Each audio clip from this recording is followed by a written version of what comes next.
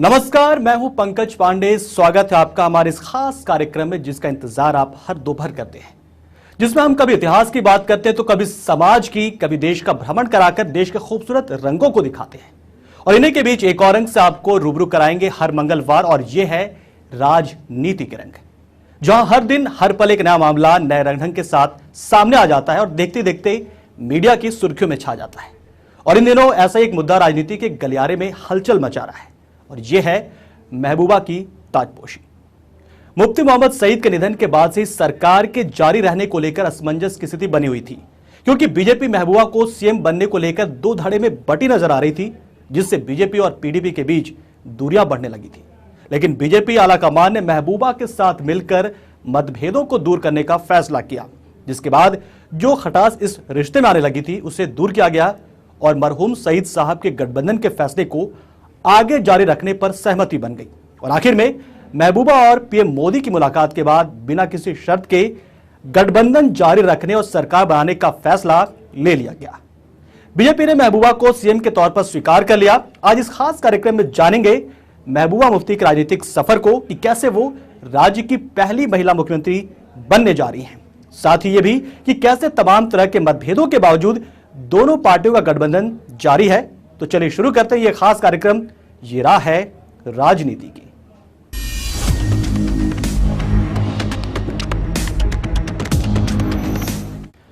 महबूबा मुफ्ती राज्य की पहली महिला मुख्यमंत्री बनने जा रही है। बीजेपी और पीडीपी के बीच जारी तमाम विवादों को दूर कर महबूबा ने फैसला किया कि सईद साहब के गठबंधन के फैसले का सम्मान करते हुए गठबंधन को जारी रखा जाए और उनके सपनों को पूरा किया जाए। आखिर में तमाम मतभेदों को भुला दिया गया है, फिर इसे सरकार बनाने की तैयारी चल रही है। दोनों ही पार्टियों के नेता राज्यपाल के साथ मिलकर एक दूसरे को समर्थन करने का पत्र सौंप चुके हैं और अब इंतजार है 4 तारीख का।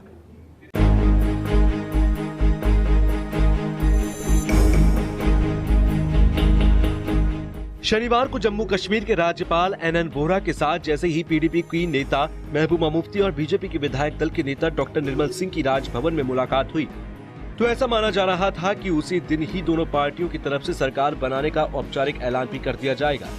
लेकिन 2 दिन बीत जाने के बावजूद भी ऐसा नहीं हो सका।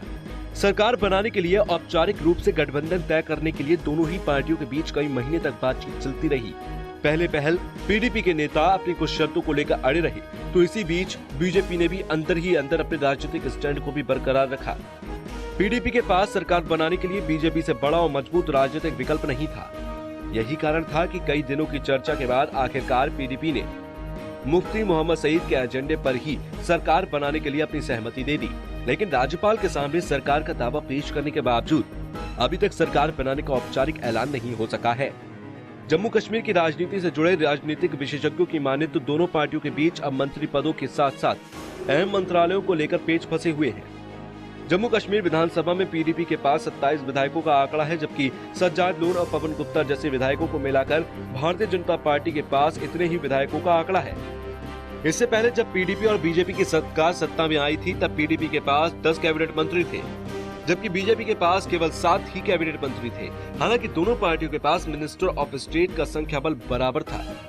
जम्मू कश्मीर के राजनीतिक हलकों से अब ऐसी खबरें सामने आ रही हैं कि विधानसभा के अंदर विधायकों का संख्या बल बराबर होने के चलते भारतीय जनता पार्टी भी पीडीपी के बराबर कैबिनेट पदों की मांग पर अड़ी है, क्योंकि पिछली बार उसके पास 3 मंत्री कम थे। इसे लेकर भी दोनों पार्टियों के बीच अभी तक आम सहमति नहीं बन सकी है।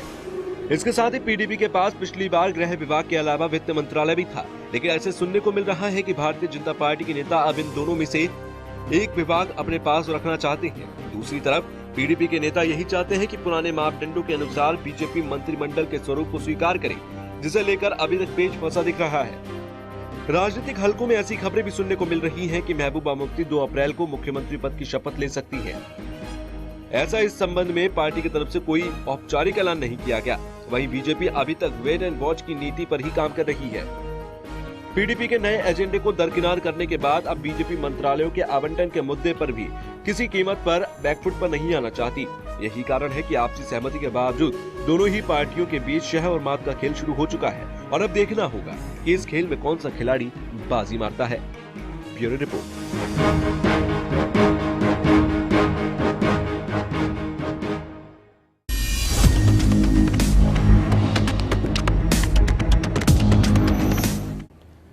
भले ही जम्मू कश्मीर में पीडीपी और बीजेपी ने सरकार बनाने के लिए गठबंधन किया, लेकिन भूतपूर्व मुख्यमंत्री मुफ्ती मोहम्मद सईद के कार्यकाल से ही सरकार के अंदर अंदरूनी टकराव जारी रहा। जम्मू कश्मीर में पहली बार सरकार बनाकर इतिहास रचने वाली भाजपा के पीडीपी के साथ संबंध कोई खास बेहतर नहीं रहे। दोनों ही दलों में इस दौरान कई मुद्दों पर तकरार रहा।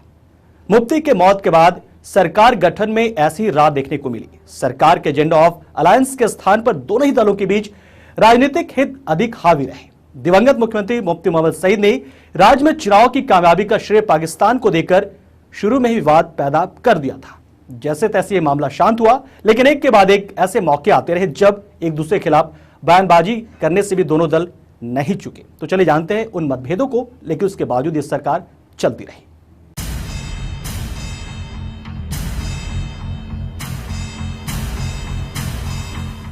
पीडीपी और बीजेपी ने विधानसभा चुनाव के बाद जब गठबंधन का फैसला किया तो इसे राजनीतिक पंडितों के भी होश उड़ा दिए। दो धुर विरोधी पार्टियों के एक मंच पर आना जम्मू कश्मीर की राजनीति में इतिहास बनने जा रहा था। कुछ ने कहा ये सत्ता का लोभ है, तो दूसरी तरफ पीडीपी और बीजेपी का कहना था कि राज्य की जनता ने साथ आने का मैंडेट दिया है और ये गठबंधन राजनीति से इतर राज्य के विकास और राज्य में राजनीतिक स्थिरता लाने के लिए एक ऐतिहासिक पल है। पर आखिर में सभी किंतु परंतु को विराम देते हुए इस गठबंधन ने सरकार का गठन किया। हालांकि अलग विचारधारा होने की वजह से तकरार भी होना तय था, लेकिन तत्कालीन मुख्यमंत्री दिवंगत मुफ्ती मोहम्मद सईद ने इन तकरारों को विचार या बयान कहकर और समझकर नजरअंदाज करना ही बेहतर समझा। विवाद की शुरुआत सरकार बनते ही शुरू हो गई, जब विधानसभा चुनाव की कामयाबी का श्रेय सईद ने पाकिस्तान को दे दिया। सहयोगी पार्टी बीजेपी ने इस पर ऐतराज जताया तो सईद ने साफ कर दिया कि उन्होंने कुछ गलत तो कहा नहीं। चुनाव के दौरान उधर से गड़बड़ियां होती तो सोचिए जरा क्या होता। हुर्रियत है और मिलिटेंट है, खुदा न खास्ता अगर वो इसको कुछ करते, कुछ ऐसा काम करते, इतना चुनाव नहीं होता, लोगों का पार्टिसिपेशन नहीं होता। जब मैं कहता हूं हुर्रियत को, सेपरेटिस्ट को भी ऑन बोर्ड ले लीजिए, you have a view point, address to them, engage them. जो मेरे मेन स्ट्रीम के लोग हैं उनको भी इकट्ठे, we have to become inclusive. इस मामले को लेकर बीजेपी की कड़ी आलोचना की गई। विरोधियों ने तो बीजेपी की राष्ट्रभक्ति पर सवाल भी उठा दिए थे कि कैसे सत्ता में आने के बाद उसने विचारधारा का सौदा किया। तब पीएम मोदी और गृह मंत्री राजनाथ सिंह ने उनके बयानों से खुद को अलग करते हुए कहा कि ये मुफ्ती साहब के अपने विचार हैं, उन्होंने कुछ महसूस किया होगा।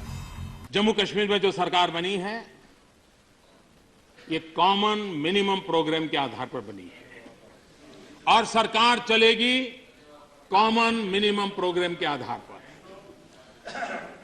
किसी के बयान से हम उसका समर्थन कतई नहीं कर सकते। आतंकवाद के संबंध में जीरो टॉलरेंस पॉलिसी के साथ ये सरकार आगे बढ़ेगी और इसलिए और हम कहीं पर भी कोई बयान दें और हम यहां पर उसके जवाब देते रहेंगे तो मैं समझता हूं कि हम सही दिशा में नहीं जाएंगे। जो दुनिया भर में भ्रम फैले हुए थे कश्मीर के बाबत में, इन सारे भ्रमों को निरस्त करने का काम सर्वाधिक मतदान करके कश्मीर के मतदाताओं ने पूरा किया है। और इसलिए हिंदुस्तान जिस बात की वकालत पिछले 50 साल से कर रहा था उसको थप्पा मारने का काम कश्मीर के नागरिकों ने किया है। हम उनकी जितनी बधाई करें उतनी कम है और मैं उनका कश्मीर के नागरिकों का अभिनंदन करता हूं। जम्मू कश्मीर के नवनियुक्त मुख्यमंत्री जनाब मुफ्ती मोहम्मद सईद द्वारा जो एक ओथ लेने के बाद जो स्टेटमेंट जारी किया गया उसके संबंध में माननीय सदस्य ने सवाल खड़े किए हैं। मैं दो टूक शब्दों में और स्पष्ट कर देना चाहता हूं कि हमारी सरकार और हमारा दल उनके इस स्टेटमेंट से अपने को पूरी तरह से डिसोसिएट करता है। हमारी प्रधानमंत्री जी से बात हुई है और प्रधानमंत्री जी से बात होने के बाद ही मैं यहां पर स्टेटमेंट इस सदन में मैं दे रहा हूं। इसलिए मैं समझता हूं कि हमारे स्टेटमेंट को लेकर किसी भी प्रकार की कोई कंट्रोवर्सी अथवा कोई कंफ्यूजन किसी के मन में नहीं होना चाहिए। जो मैं कह रहा हूं सोच समझकर कह रहा हूं और अपने प्रधानमंत्री जी की सहमत के आधार पर मैं कह रहा हूं। जम्मू और कश्मीर में विधानसभा का चुनाव जो हुआ है वो बहुत ही कंडूसिव एटमॉस्फेयर में हुआ है, बहुत ही शांतिपूर्ण माहौल रहा है।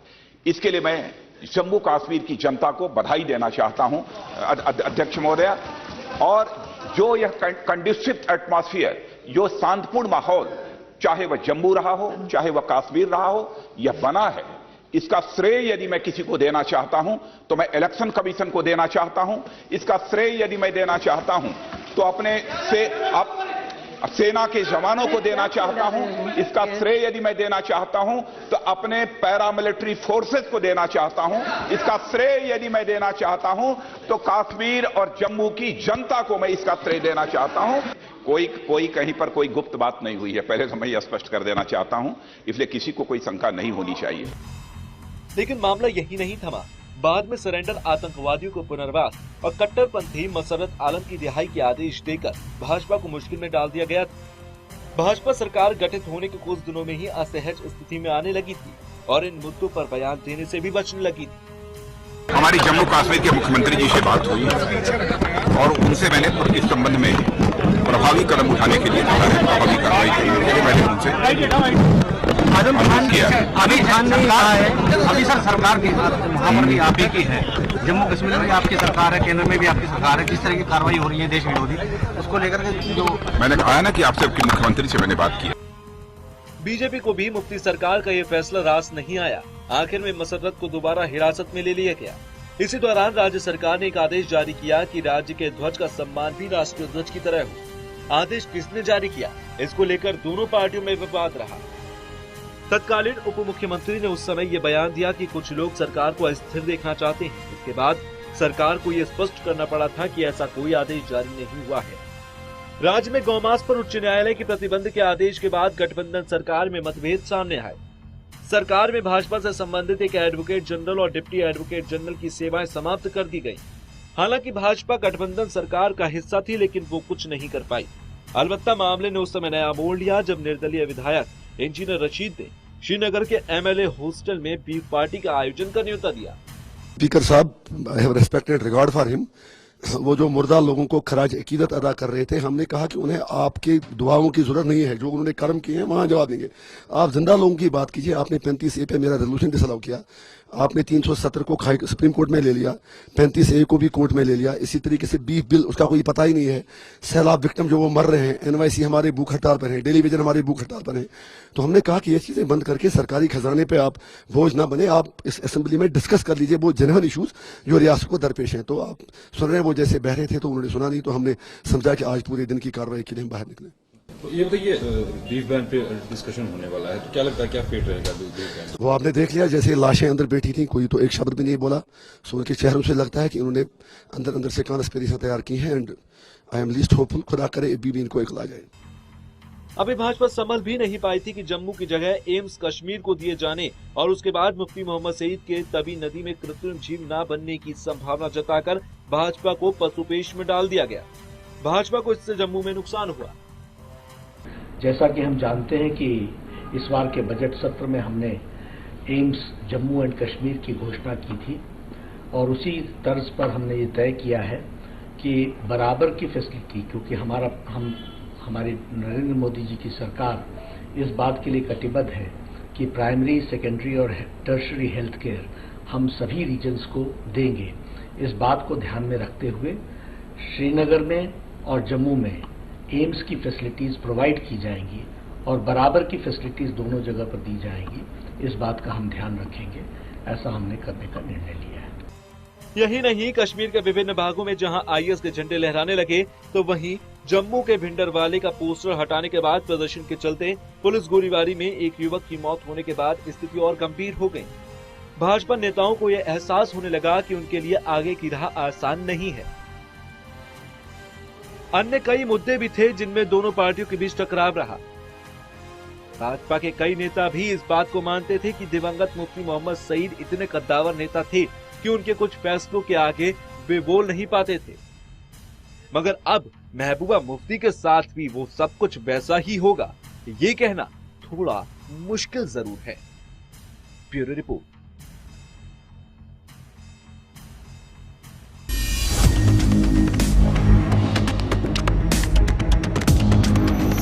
ब्रेक के बाद आपका एक बार फिर स्वागत है। आप देख रहे हैं हमारा खास कार्यक्रम ये राह है राजनीति की। जम्मू कश्मीर में सरकार गठन को लेकर सियासी सस्पेंस लगभग खत्म हो चुका है। पीडीपी बीजेपी गठबंधन के तहत राज्य में एक बार फिर सरकार बनने जा रही है। महबूबा मुफ्ती जम्मू कश्मीर की पहली महिला मुख्यमंत्री बनने जा रही हैं। भले उन्हें यह सब कुछ विरासत में मिला हो, लेकिन इस सफर में उन्होंने अपने लिए अलग मुकाम भी तय किए हैं, जो उनके मरहूम पिता से बिल्कुल हटकर हैं, अलग भी रहे हैं। चलिए राह है राजनीति की में जानते हैं महबूबा के राजनीतिक सफर को भी।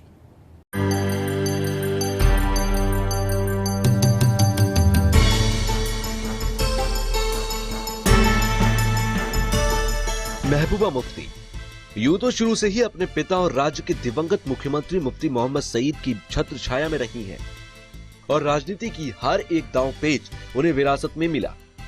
बावजूद इसके भारतीय राजनीति और खासकर घाटी की राजनीति में उन्होंने अपनी एक अलग ही मुकाम बनाया। इस मुकाम को कुछ यूं भी समझा जा सकता है कि उनकी पार्टी में उन्हें कभी चुनौती नहीं मिली। यहाँ तक कि मुफ्ती मोहम्मद सईद के निधन के बाद भी वास्तव में महबूबा का राजनीति में आना सईद साहब को दोगुना ताकतवर करने जैसा था। महबूबा का जन्म 22 मई 1959 को नौपाड़ा में हुआ था। कश्मीर की वादियों में पली बड़ी महबूबा ने यूनिवर्सिटी ऑफ कश्मीर से लॉ की डिग्री प्राप्त की। 1996 के चुनाव से ठीक पहले उन्होंने राजनीति में कदम रखा। पीडीपी को जमीनी स्तर पर पॉपुलैरिटी दिलाने में उनका बड़ा रोल रहा। महबूबा ने अपना पहला विधानसभा चुनाव बतौर कांग्रेस कैंडिडेट बिजबेहड़ा से जीता था। 1998 में मुफ्ती मोहम्मद सईद को बतौर कांग्रेस कैंडिडेट लोकसभा चुनाव में जीत दिलाने में उनका बड़ा रोल रहा था। 1999 में उन्होंने और सईद ने मिलकर पीडीपी पार्टी बनाई।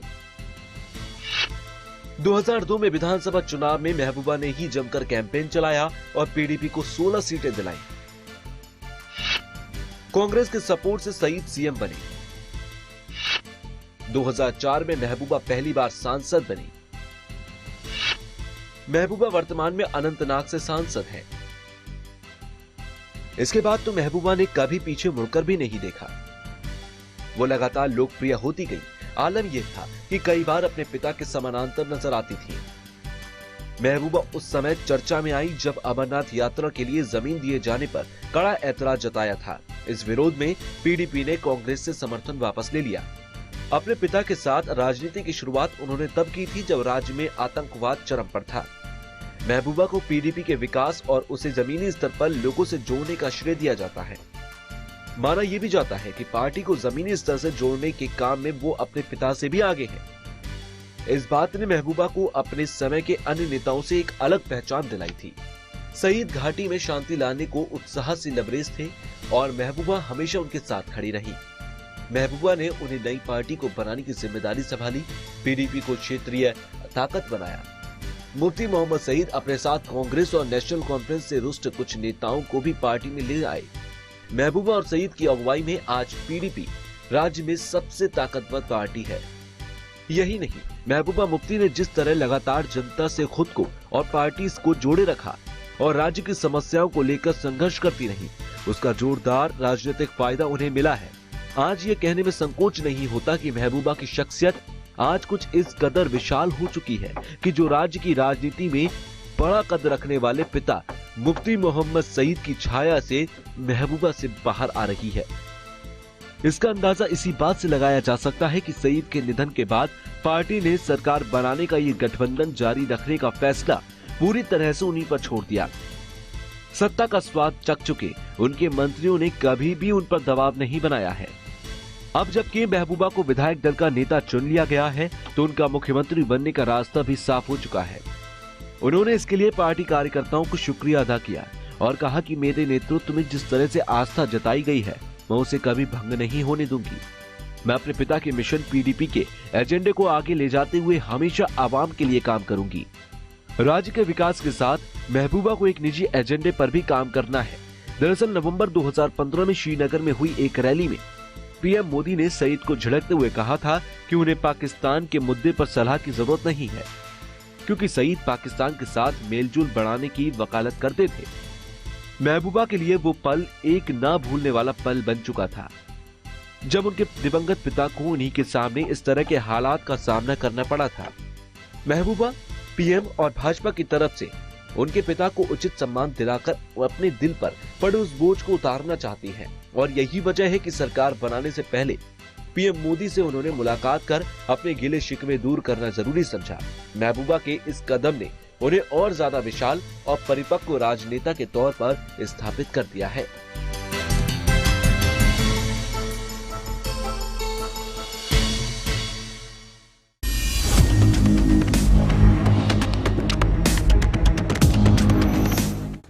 तो महबूबा के राजनीतिक सफर को आपने जाना, अब उनके कुछ बेबाक बयानों को भी जानेंगे कि कब उन्होंने कैसे बयान दिए।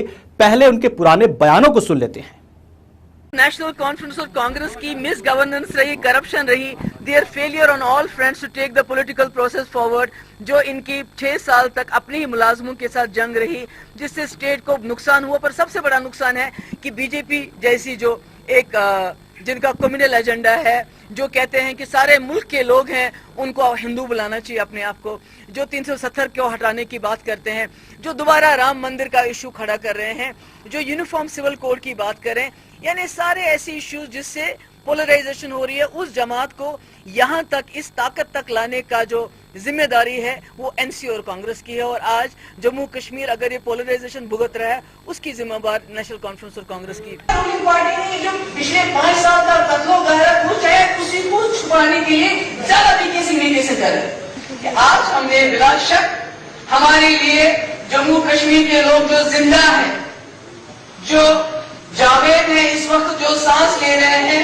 उनकी जिंदगी, उनकी हिफाजत, उनका इज्जत नफस शायद हमारे लिए वो तरजीह रखता है। हो सकता है आपके लिए यहाँ रखता हो, आपके लिए वो स्टोन पेल्टर हो, वो ड्रग एडिक्ट हो, वो लश्कर तैयबा हो, वो पेड एजेंट हो, मगर हमारे लिए वो जम्मू कश्मीर के जिंदा होने का सबूत है। और अगर वही मर जाएंगे तो मुझे नहीं लगता है कॉलोनी तो हम बन ही गए हैं, तो इसके बाद क्या बना देंगे हमें वो जो वहां बैठे हैं दिल्ली वाले। तो ये बयान तो उनके गठबंधन से पहले के, लेकिन गठबंधन बनने के बाद भी महबूबा मुफ्ती ने बीजेपी पर निशाना साधना कम नहीं किया। जब भी उन्हें नाराजगी होती थी वो खुलकर अपनी बातें रखती थी। 2015 में भी उन्होंने कुछ ऐसे बयान दिए थे, चलिए वो भी सुन लेते हैं। आज मेरा ये मानना है कि इस वक्त जो गिलानी साहब, मुझे नहीं मालूम अभी उन्होंने अप्लाई किया कि नहीं किया, मेरे ख्याल में खाली उनकी जो मिसेस है और उनके बेटे ने अप्लाई किया है। तो बहसत एक बेटी, मैं समझती हूँ कि किसी भी दुनिया में, किसी भी मुल्क में ऐसी कोई सरकार नहीं होगी जो इंसानियत के नाते एक बेटी को अपने बाप का से मिलने का जो है मौका फराहम करने में कोई रुकावट बन सकती है। तो मेरा ये मानना है कि जितने भी बाकी सेपरेटिस्ट लीडर हैं, चाहे यासीन मलिक साहब हैं, चाहे उमर फारूक साहब हैं, शबीर शाह, जितने भी हैं, सबके पास पासपोर्ट है, सब न सिर्फ दुनिया के कई मुल्कों में जाते हैं बल्कि पाकिस्तान भी आते जाते रहते हैं। तो आज चूंकि ये मेरी नजर में ये इंसानियत का मसला है, ये एक बेटी का मसला है। निर्भया का केस हुआ तो मुझे भी डर लगा। मैं सोचती हूँ कि दिल्ली क्या सेफ है मेरे बच्चों के लिए, हालांकि मेरे बच्चे यहाँ पले बड़े पैदा हुए। अगर मैं ये कह दूं कि मुझे दिल्ली में डर लगता है तो क्या आप बोलोगे मैं दिल्ली के खिलाफ होगी, आपको कहीं और जाना चाहिए? मुझे लगता है जब भी कोई इस बारे में कहता है उनको खदशात होते हैं, तो आप कौन लोग होते हैं हम मुसलमानों को ये बताने वाले आप पाकिस्तान जाओ? ये आपका मुल्क नहीं है, हम सबका मुल्क है। This country belongs to all of us. तो फिलहाल आज की पेशकश में इतना ही। हाजिर होंगे अगले हफ्ते एक ऐसे किसी बड़े मुद्दे के साथ। और अब मुझे दीजिए इजाजत, लेकिन देश दुनिया की तमाम खबरों के लिए बने रहिए हमारे साथ। नमस्कार।